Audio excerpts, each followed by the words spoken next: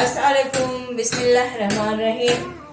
आज मैं शकरकंदी बना रही हूँ। इसको लाहौरी गजर भी बोला जाता है। सिंधी में लाहौरी गजर, उर्दू में शकरकंदी, इंग्लिश में स्वीट पोटैटो।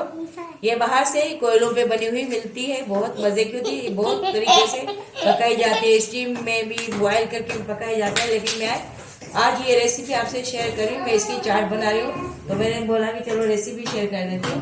मैंने एक पुराना तवा लिया, इसको मैंने गर्म कर लिया। उसके बाद मैंने इसको हल्की आंच पे, दम वाली आंच पे रख लिया था। उसके बाद मैंने इस शकरकंदी को रखा। उसके बाद इस तरह ढक के मैंने पूरा आधा घंटा इसको एक साइड से पका लिया था। अभी दोबारा आपको दिखाती हूँ। आधे घंटे के बाद आप इस तरह ढकना खोलें, फिर इसका साइड पलट के आधा घंटा फिर इसको ढक के दम वाली आंच पे और इसको इस तरह आप पकाएं। आधे घंटे के बाद आपसे मिलते हैं। बिस्मिल्लाहिर्रहमानिर्रहीम। आधा घंटा हो गया है।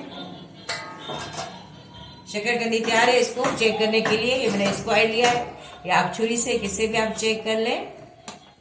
पक गई है। नहीं पकी हो तो फिर दोबारा 15-20 मिनट इसको दम पे लगा दें। अभी मैं इसको आप लोगों को थोड़ा सा काट के दिखाती हूँ।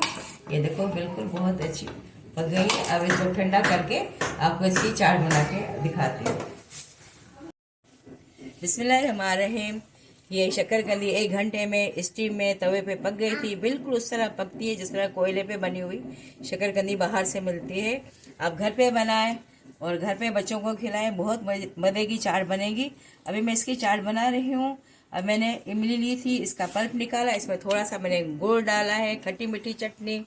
अब इसके ऊपर इस तरह मैं डालूंगी चटनी, इमली की चटनी। आपको मीठी पसंद नहीं हो तो बिल्कुल इसी तरह भी आप बना के डालें। वो जितनी चटनी डालना चाहे इतनी डालें। अब इसमें मैं चाट मसाला डालूंगी। इस तरह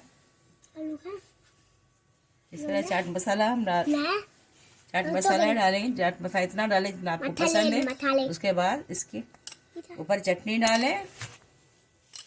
इस तरह बनाएं, खुद भी खाएं, बच्चों को खिलाएं। अभी सीजन है इनका, और इंशाल्लाह ये मेरी रेसिपी आपको पसंद आएगी। बहुत आसान, इजी, बहुत अच्छी रेसिपी। अभी सीजन है, आप बना के खाएं, बच्चों को खिलाएं।